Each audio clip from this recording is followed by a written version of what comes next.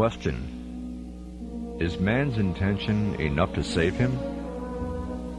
Answer: an intention which leads to the appropriate intended action being taken may save a person. An intention which does not result in determination in an ardent effort to bring about the intended result cannot do so. To have an intention is to have an aim, a purpose. It is also a state of mind and a commitment.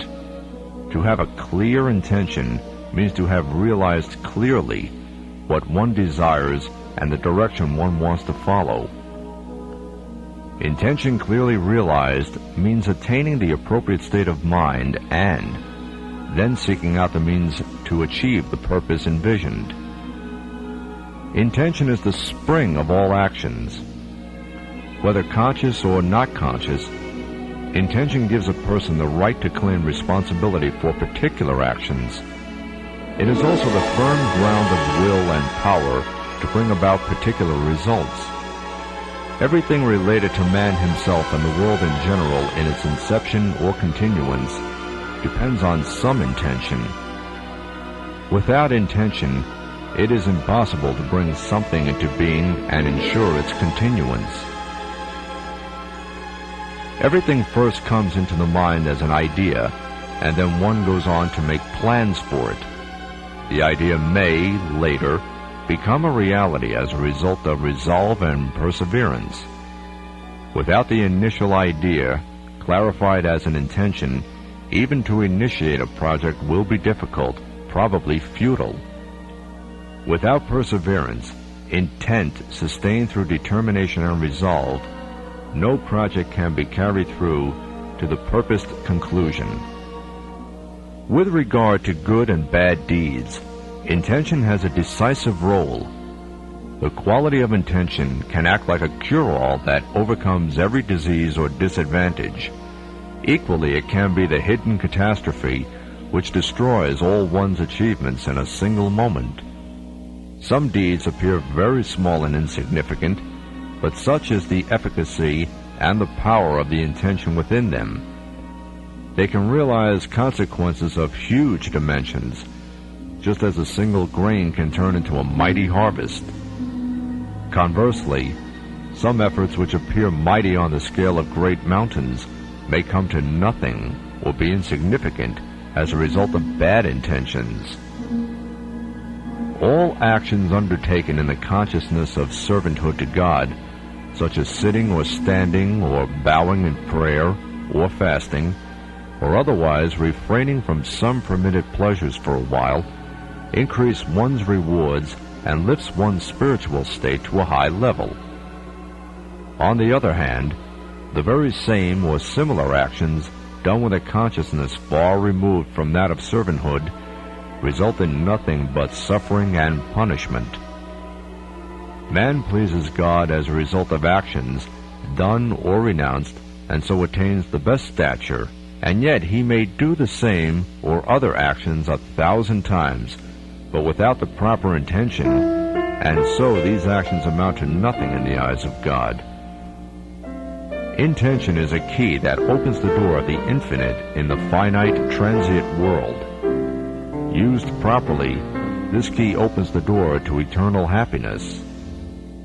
For if the daily, weekly, and monthly duties are performed properly and sincerely, the benefits and rewards for them are not measured according to the time spent on them in this world, but according to the degree they involve and affect the whole life. If this key is not used properly, it leads to eternal misery and wretchedness.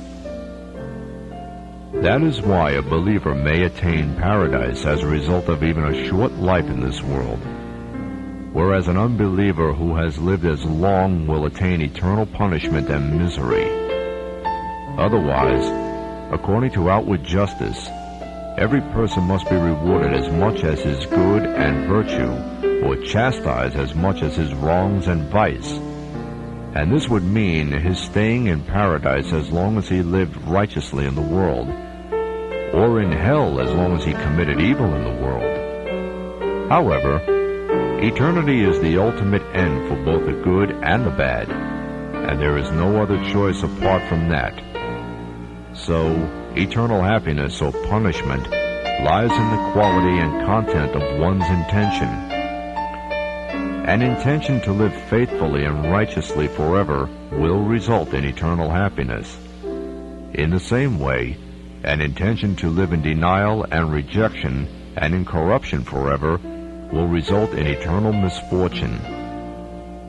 If, in his last minutes, one whose heart has been full of consciousness of servanthood to God were given the chance to live another 1,000 years, he would certainly lead a life of obedience and submission to God.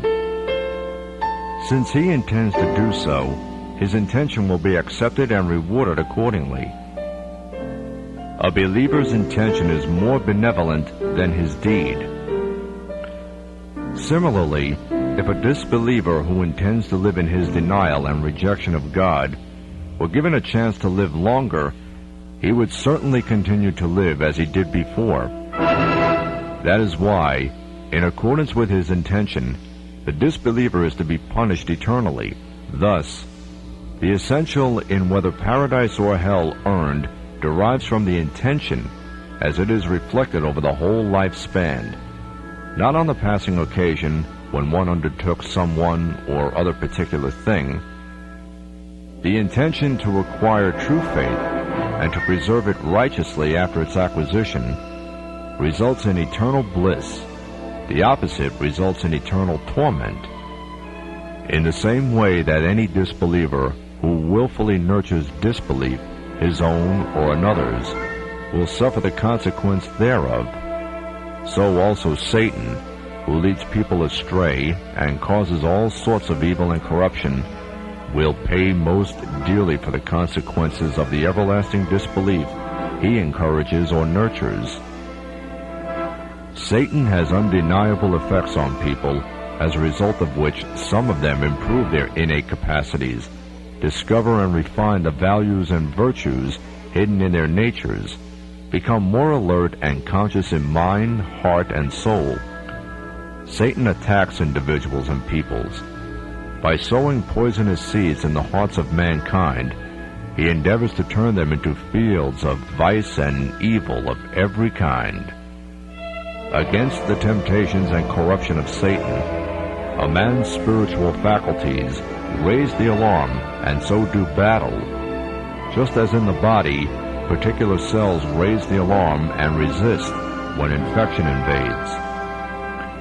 And just as resistance to disease improves the body's immunity, so also one's spiritual state grows in strength as it seeks refuge in the Almighty against temptation. Thus, on this account, a man stands to gain much more from the efforts against him of Satan than he risks of harm. Any testing of the spirit increases its alertness, consciousness, and power to resist Satan, all of which makes the spirit still more determined, more ardent of the good, and more prudent where there is danger. It is by such testing that warriors become veterans in the way of God, martyrs and saints. By such testing, they are separated and distinguished from sinners, as true gold is separated and distinguished from false ore and other impurities by the process of purification. Yet Satan, whose vain efforts result in such good, has no share in the reward of those who attain high virtues by struggling against him. For Satan's intention was never to bring about good. Rather, his intention was ever to lead people astray, to corrupt them out of his spite and rancor.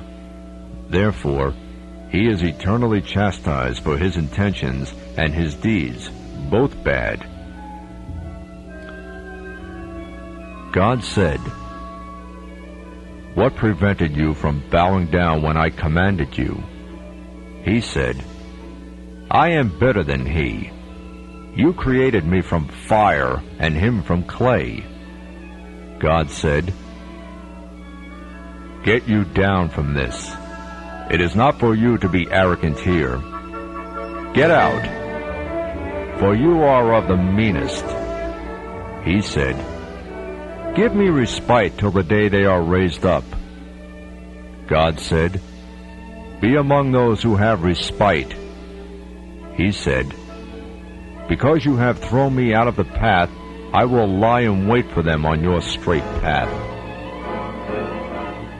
After his jealous and arrogant disobedience, Satan willfully chose the way of rebellion and disbelief. His oath to lead people astray from the straight path is the beginning of mankind's never-ending tragedy. In sum, intention is almost everything for a believer. It can elevate even his most routine acts and makes his life fruitful.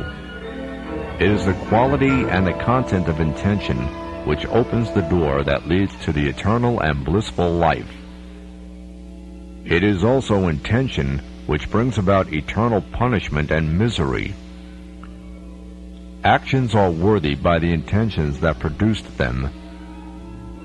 Actions are to be judged only by intentions, and a man will have only what he intended.